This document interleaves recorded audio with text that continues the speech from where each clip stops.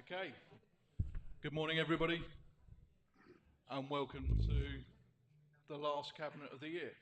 Thank you very much. Thank you. So, this is cabinet on Friday, the 19th of December. I'm your chairman and leader of the council, Mark Stevenson, and this is the last cabinet meeting of the year. So, let's hope for a quick one. Okay. First thing on the agenda is apologies for absence, please.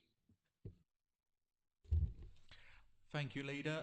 Couldn't offer apologies this morning from Councillor Mick Barry, who's the portfolio holder for Leisure and Public Realm, and also from Councillor Gina Placey, the portfolio holder for Partnerships, and also Councillor Jane Chapman, the leader of the Independent Group, and her deputy, Councillor Graham Steady, is in attendance this morning.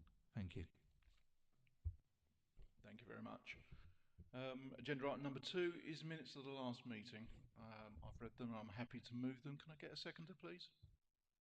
Happy to second, Leader. Okay, it's been moved and seconded. Are there any comments before we sign off on them? Are we all agreed? Thank you very much. Item 3 is declarations of interest. Have we any declarations of interests? No? Number 4 is announcements by the leader of the council. And I would just like to say at this time, a big thank you to our staff who have worked diligently and professionally throughout the year. And as we close the council down, we are still running essential services, and some people will be working over Christmas. And my heartfelt thanks goes to all the staff, especially those ones working over Christmas. And I think that's where I'll leave it. Thank you very much. Number 5 is announcements by cabinet members. Councillor Scott. Thank you, Leader. I just want to say a few words regarding the pantomime. The panto is doing extremely really well, and I went to attend the panto evening the other day, and it was absolutely fabulous. The enjoyment, the children enjoying the pantomime, and the staff working over the pantomime and Christmas period. So pantomime is really really good, and let's hope that many people out there can still go out there and buy tickets for the pantomime. So thank you very much. I must admit, the panto was great. There was quite a few of us there at the time. But also, we've had busloads of children from the schools coming in, and the noise that they create in the council. It's quite amazing and uplifting to see such joy and everything else. So heartfelt, well done on that. Have we got anybody else?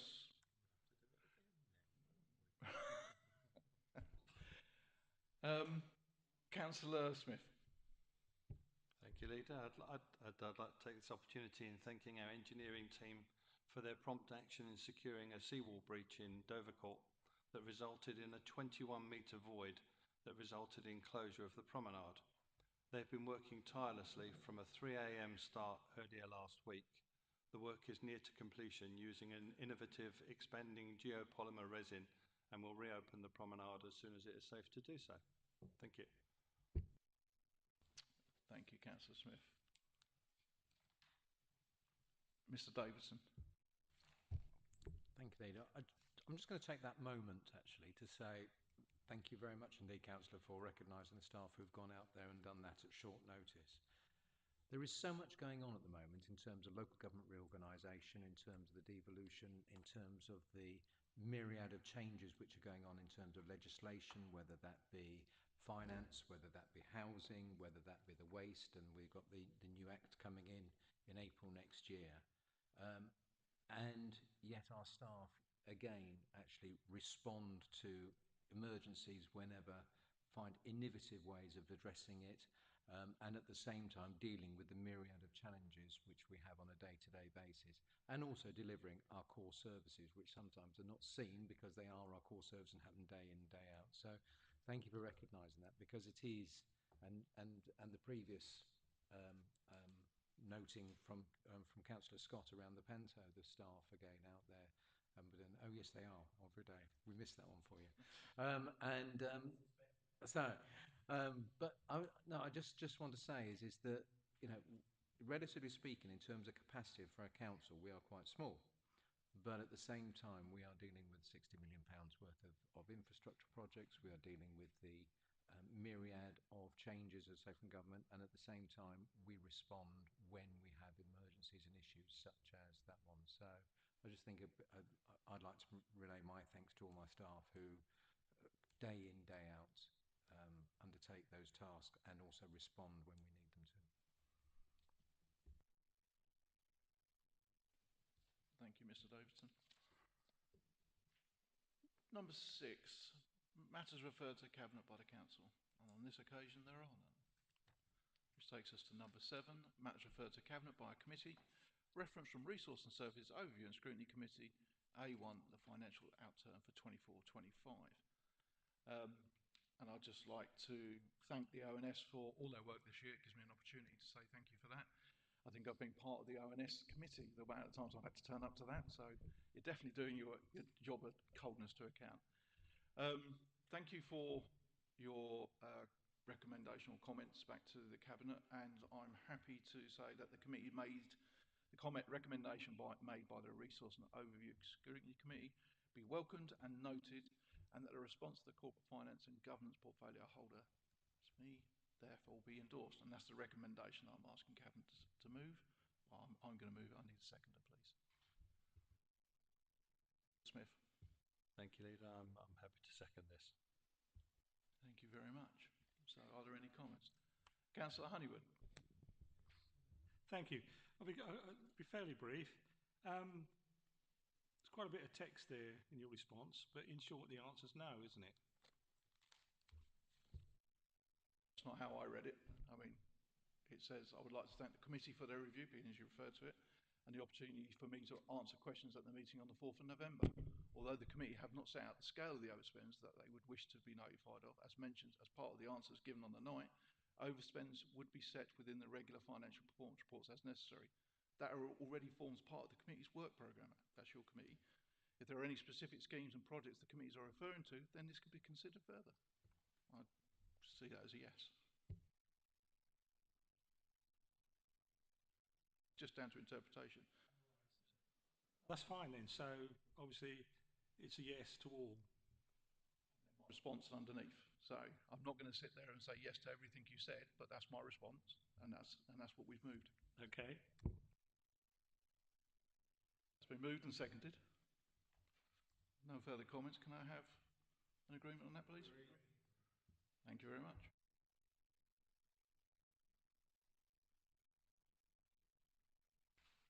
So agenda item number 8 is matters referred to the Cabinet by committee, reference from the Planning and Policy and Local Plan Committee.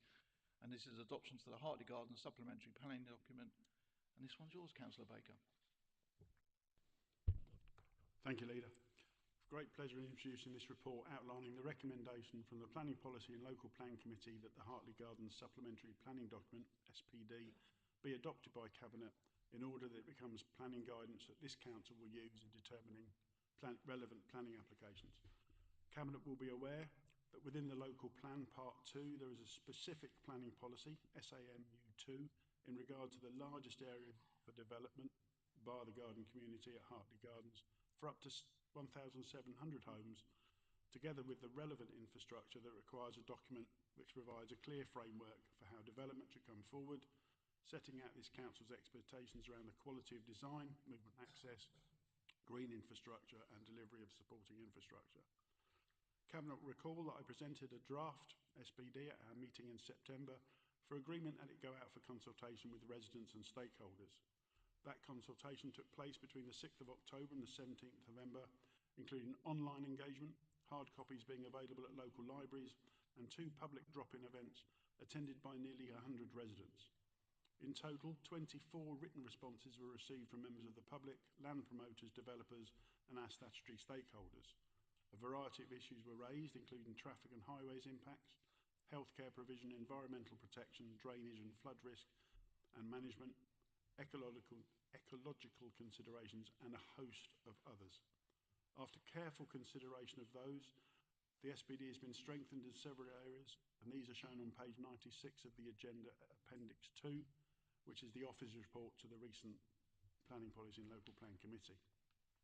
At Appendix 3 to that same report, commencing at page 109, is a schedule of representations and the responses to them.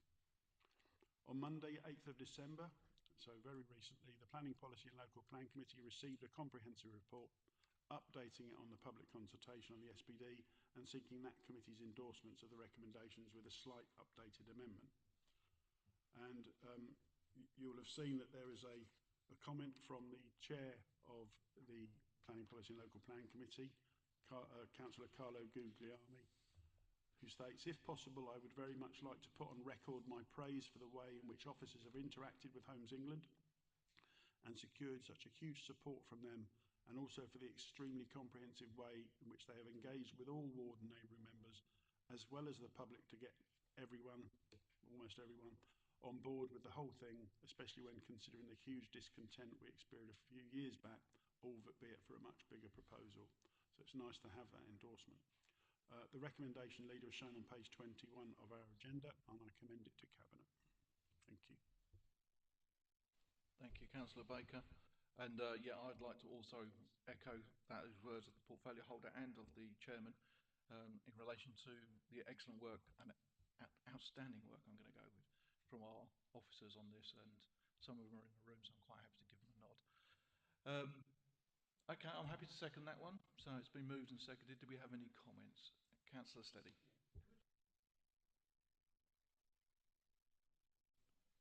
Sorry. Oh, he's on. Yeah, concerning Section 106 monies, because presumably that will attract 106. So where will that money actually go then? In as much that you've got the new Jaywick, Clacton and Holland-on-Sea councils, or will it go just to the specific one which Hartley Gardens is under?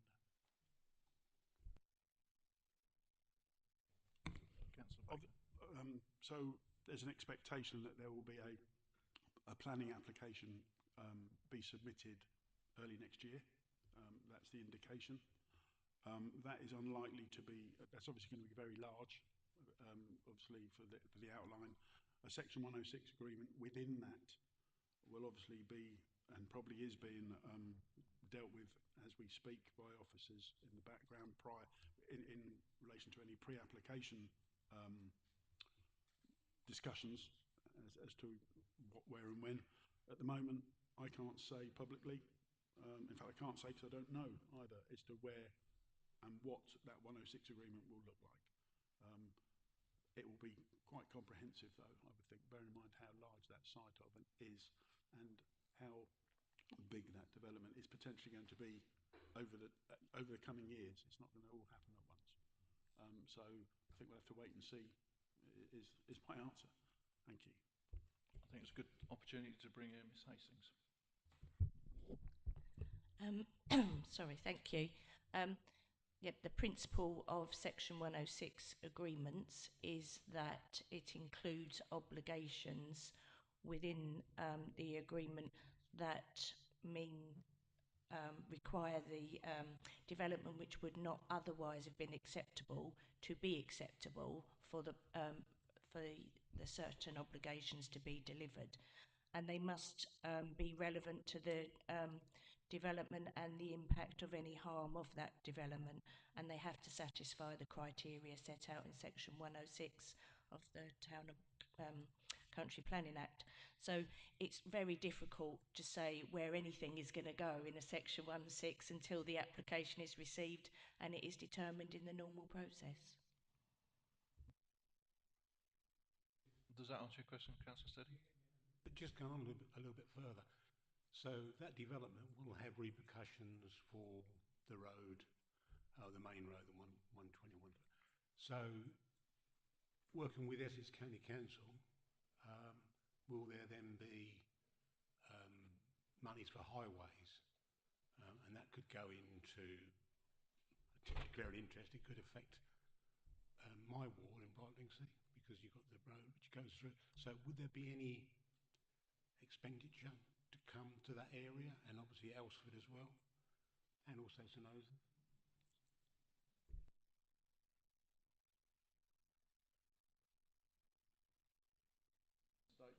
I think some of the questions which you're asking are obviously a wider context of the council rather than as Brightlingsea, because obviously you're here as a group leader in this instance. I think that in terms of the complexity of any development of this size, I think it's probably worth it would suggest that you actually have a conversation with Mr. Guyver, who can work through about what the developments and the timing of it, because as we know with these developments, they're not short term; they take years, literally, in terms of the release of the housing, and therefore how what Section 106 is constructed will be quite a complex arrangement. So I think that this is the supplementary planning guidance. It's not the plan around the Section 106. So I think have a conversation with Gary to talk it through. Councillor Henderson. Yeah, I wouldn't mind coming in here because of covering my portfolio as well. And I've said it before. I really like this report because it does actually target economic growth and employment sites as well. When you look at some of the pages and what Councillor Stilley was just mentioning, I like the issue it's on one of the pages, vision and objectives, that says community and facilities, new facilities delivered on site must provide for the wider community and be delivered in the early phase of the development. Health facilities were a top priority for residents, followed by schools. Employment and training opportunities should be maximised both through the development process and land uses.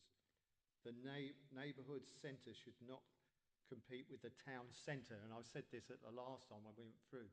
I think it's really good that this report takes into account that we must protect our town centre and enhance that town centre so it's invested, we improve the footfall and support retail. And the other page on here is in one of the appendix, page 60, where it says provide up to 7 hectares of it for employment users adjacent to the A133, ensuring a noise buffer to the safeguard nearby residential areas is provided, as well as ensuring a well-planned layout that aligns with the broader character of the community. Implement a phased approach to employment development with indicative parcel sizes ranging from 0.5 to 0.7 hectares for office and industrial uses. I think that taking that into account, not just for housing, but also for employment and jobs and skills for the future. I think that's a really good encompassing report, and I certainly think it should be praised for the way it's been put forward by officers and whoever else has been involved. Thank you, Councillor Henderson. Anybody else got any comments or questions? Okay, it's been moved by Councillor Baker and seconded by myself. Are we all in agreement? Thank you very much. That moves us on to item number 9, and that is the Cabinet Items Report of Corporate Finance and Governance Portfolio Holder, me. Updated General Fund Financial Forecast Budget for 26-27, and you'll find this is on pages 161 to 190. So, as in true style, just so I don't miss some of the important points of the report, I'm just going to read out some of my thoughts. So hopefully you'll recall my introduction to the Financial Performance Report that we considered at our meeting back on the 14th of November. Amongst a range of issues, I highlighted 2 key points. The first is about arriving at a financial crossroads and only having potential 2 budget cycles left until a new unitary council is established as early as 2028-29. The second point involved the strength of our underlying base budgets that we have developed by responding robustly and timely to a range of issues over the last couple of years. Both remain at the centre of our proposed approach to the forecast and budget this year. Although quite a bit has happened since our meeting in November, the timetable for LGR has remained unchanged for now. In terms of local government financial settlement, this was announced earlier in the week. However, we need to be carefully work our way through the detail, as there is a lot of complexity this year, given the government's commitment to simplify the process as much as possible. For this reason, I do not want to start announcing any figures here today, but we will be able to provide updates in due course. The multi-year nature of the financial settlement is welcomed, and it nicely complements our own 2-year plan by giving us certainty and stability whilst removing potential surprises over the forecast period. Against this context, myself, my portfolio holders and officers have been working to bring together our 2-year financial plan aimed at seeing us successfully navigate our way through to the end of March 2028. As set out in the report, we are continuing to deliver savings and efficiencies whilst bringing a number of pots of funding together across both revenue and capital. This approach will enable us to help balance various competing elements of the forecast, such as responding to cost pressures and investing in our priorities with a range of items set out within the report. Although we are already ahead of the game, some important comments are also set out within the report about the government's expectations on existing councils during the LGR process. They expect us to be fully aware that decisions we could take now could fetter the future decisions of new councils, and that we must act accordingly and acknowledge and recognise our associated responsibilities and obligations. As I've always made clear, we will continue to be open and transparent, especially around our finances, and we will make sure that that now includes considering and balancing the impact on this council with the impact of any new incoming council.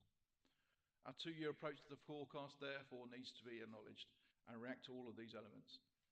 And as I have said before, if we get it right, it will enable us to continue to protect our frontline services. A great deal of work remains in progress, not least to understand the pounds and pennies impacts from the government's financial settlement, but also on developing items such as the potential further cost pressures and investment opportunities. Along with any comments and feedback emerging from the Resource and Service Overview and Scrutiny Committee, following their review of the forecast and the budget proposals during January, a final position will be determined for presentation to full council in February. So those are my thoughts on it. I do need a seconder. Have we got a seconder? Councillor Smith. Thank you, Leader. I'm happy to second this report actually on behalf of Councillor Mick Barry, who's not here today. So he's written out this for me, so I'm happy to second this report and support the recommendations outlined on page 168 of the agenda. I am particularly pleased at the recommendation to accept £210,298 from Sport England's Place Partnerships programme. This will support and enhance the action plans outlined in our sport and activity strategy and bring major health benefits and opportunities to the residents of Tendring.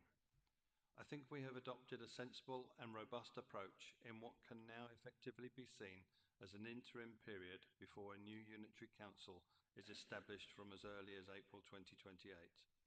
The two-year framework we have set up, supported by bringing a number of pots of funding together, has put us in a very strong and positive position relative to many other councils across the country. As the leader has just mentioned, our approach allows us to meet ongoing or emerging cost pressures, and it provides room to invest in our priorities whilst maintaining financial flexibility to meet responsibilities and obligations that may emerge during the LGR process.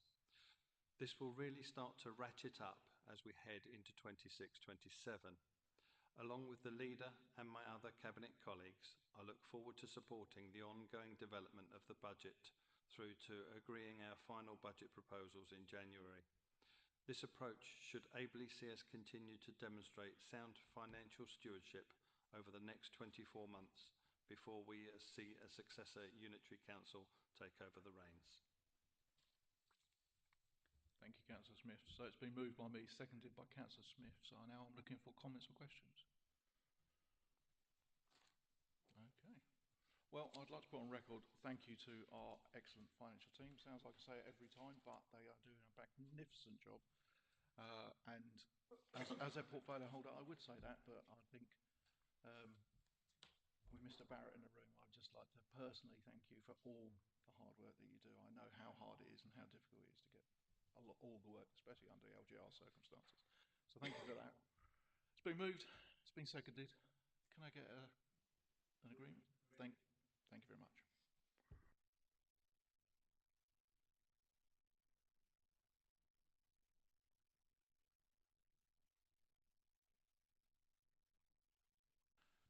Okay, the next item is item number 10, and that's the Cabinet Members' Report of the Housing and Planning Portfolio Holder, approval of the draft housing strategy 26-30 following consultation. And this is yours, Councillor Baker. Thank you, Leader.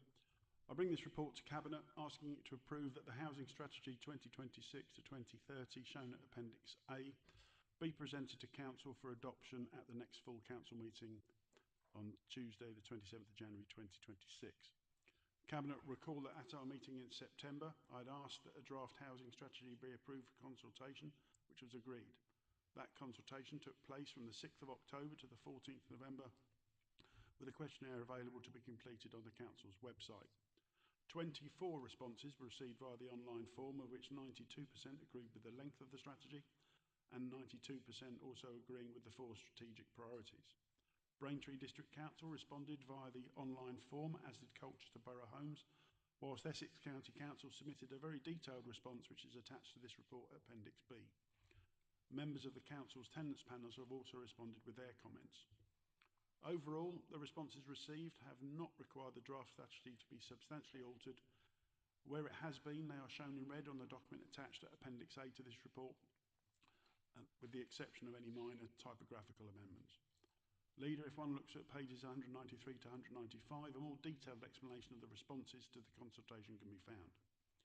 The draft strategy was also shared with the Resources and Services Overview Scrutiny Committee's Task and Finish Group on Housing and Homelessness, who's discussed it at a meeting in early November and were largely supportive of it. That Task and Finish Group has not had the opportunity yet to feed back to the main committee, which is expected to be at its next meeting in January. As I stated at our September meeting, local authorities are not required by government to have a formal housing strategy, but they are expected to adopt a strategic approach to housing in their local areas to deliver a thriving housing market and address local needs, with this Council's current housing strategy 2020 to 2025 being closely followed by this strategy running, as I've said, from 2026 to 2030. This ensures that there is a slight overlap into the tenure of the new unitary authority that will no doubt form its own views on its own strategy as a result of local government reorganisation. Also, as a result of devolution, although that has been slightly delayed, the Mayor will have a greater voice on strategic housing and planning matters. Apart from setting out the 4 main priorities for the next 5 years, which are maintain and improve our existing housing stock, preventing and reducing homelessness, delivering with partners high quality homes, and supporting people in their homes and communities, it also sets out those achievements of the previous, I'll call it the previous strategy, the strategy that we have at the moment, as well as outlining some ambitions, which is intentional rather than targets, and they do not have timescales associated with them. Leader, the recommendations are shown on page 192 of the agenda.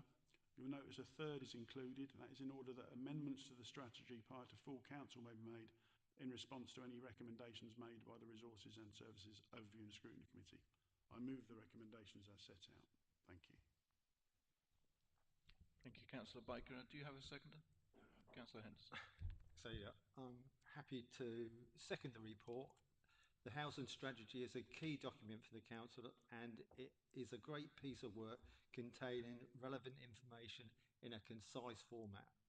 I understand that the final version to be presented to full council will be improved visually with a more engaging appearance. The ambitions set out set the tone for the next 4 years and really reflect a lot of work that is already going on to improve our own housing stock, to prevent and reduce homelessness, and ensure that we continue to have much needed new homes delivered in the district. I look forward to the strategy being approved today and at full council next month, and then hearing about progress in delivering these ambitions. So, thank you.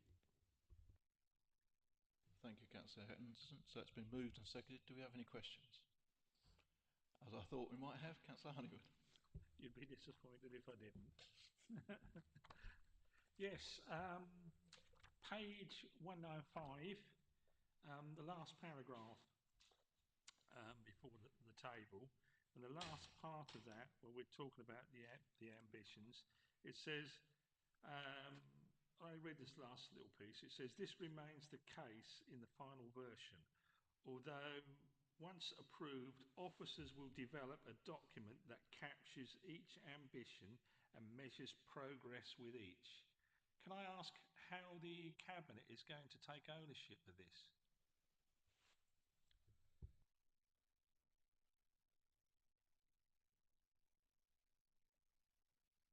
I'm going to go to Councillor Baker.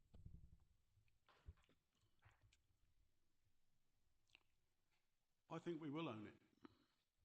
I have regular meetings with my officers, as you're aware, as yourself did when you were have this portfolio. I will be asking to make sure that we achieve the ambitions as best we can. They are ambitions, they're not targets. I think targets ties us too much to a timeline. And bearing in mind that we, as in this council, are only going to exist potentially for another 2 and a bit years. So some of those ambitions may be achieved, some of them may not in that short time. But I would hope going forward that they would form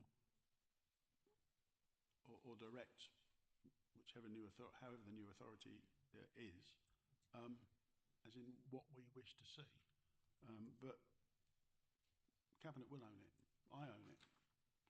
It's the strategy that this Cabinet have approved for consultation, and I'm now asking this Cabinet to agree that this strategy be approved for or recommended to go to full council for adoption.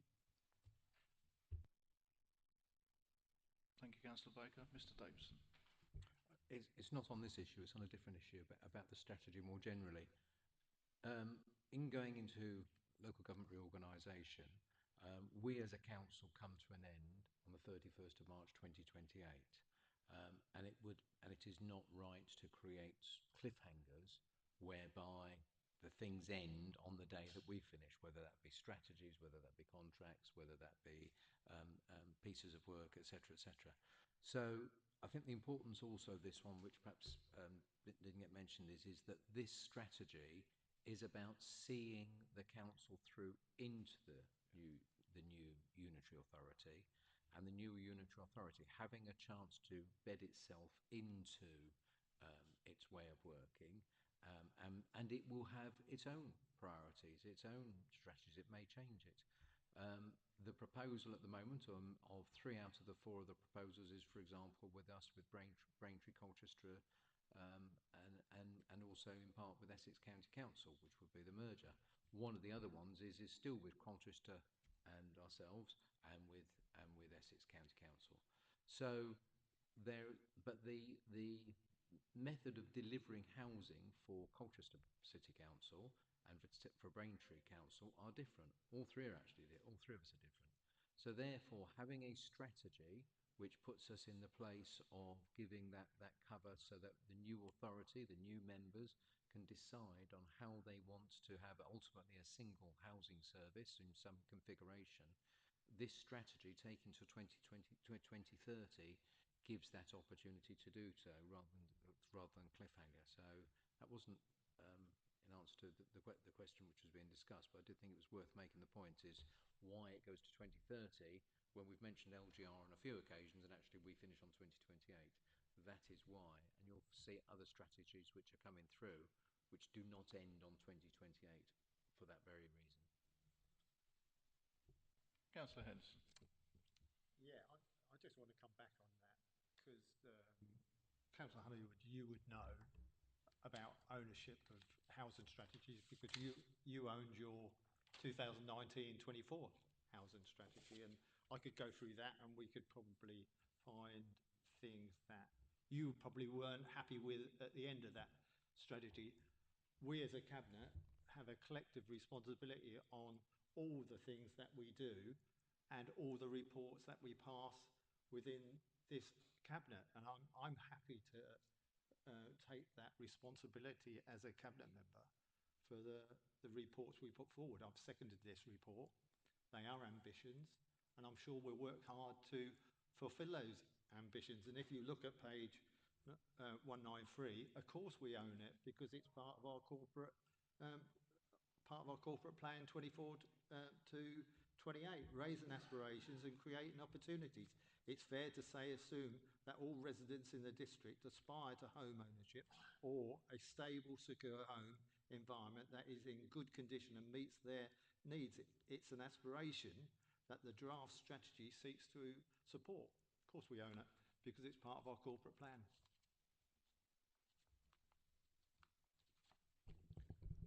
Anything you're happy with that? Okay, thank you very much. Any other questions or comments? Just like to make Councillor Bray's had to deal with a quick family emergency and has had to leave, so wish him all the best on that one.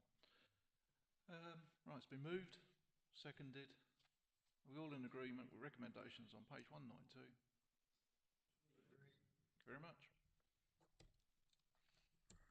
Which takes us to item number 11, which is the Cabinet item for joint reports on the housing and planning portfolio holder and corporate finance and governance portfolio holder. That will be Councillor Baker and myself.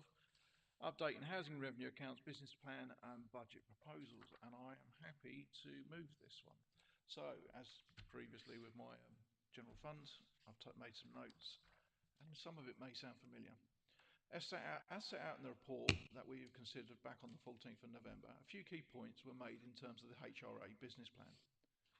These include the recognition of the ongoing impact from the new era of social housing regulation emerging from the Social Housing Regulation Act of 2023. We also highlighted for our ongoing commitment to provide good quality housing, and the development of the business plan aims to continue to reflect the necessary investment in our tenants' homes whilst balancing the available funding across the various lines of the business plan. In terms of rental income, the government has provided councils with increased certainty and stability via their 10-year rent-setting policy. With various spending pressures we face, inflationary increases in line with the government's rent-setting policy are effectively unavoidable if we want to avoid any future financial imbalances, especially given the telescopic impact that is mentioned within the report. Via a managed approach to the business plan, we acknowledged that there will be a short-term annual deficits, but this is forecast to switch to annual surpluses in later years of the forecast. Such an approach is possible due to the planned reduction in debt over the life of the business plan, supported by the government's commitment to a 10-year rent-setting policy. We have acknowledged through our highlight priorities and the housing strategy our ambition to deliver homes to meet the needs of local people, which is reflected in our various plans and activities, including direct investment via the HRA Capital Programme. Our plans to date, and those looking further ahead, will enable us to remain in a strong financial position. This not only provides flexibility to enable us to respond to any statutory obligations emerging from local government reorganisation, but also aims to put our tenants and our HRA assets in the best possible position.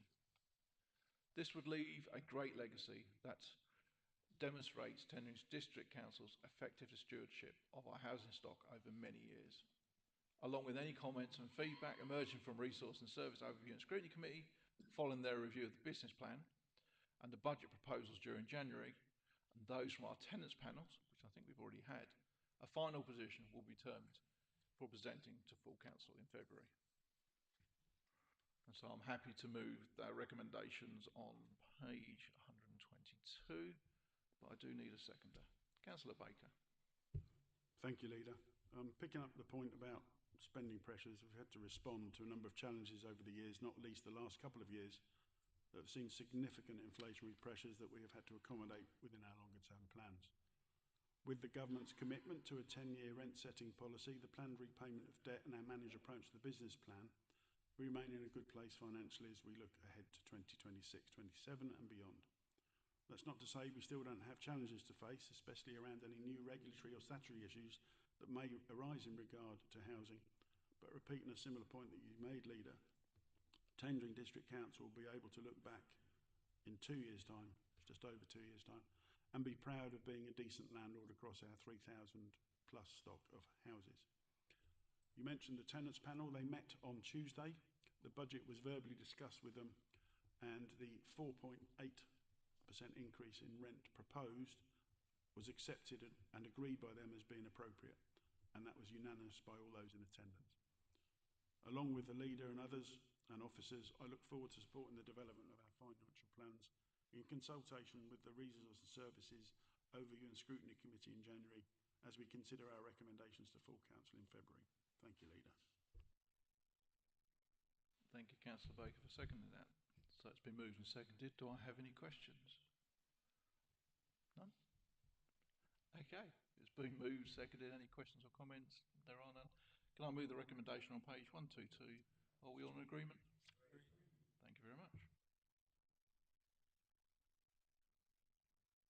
item number 12, which is management team items. And on this occasion, there are no matters referred to the Cabinet. So that only leaves me to say the date of the next scheduled meeting, which is Friday the 30th of January 2026, so in the new year. And I'm wishing everybody, residents, officers, portfolio holders, members, a very happy Christmas and a prosperous new year. I hereby close the meeting.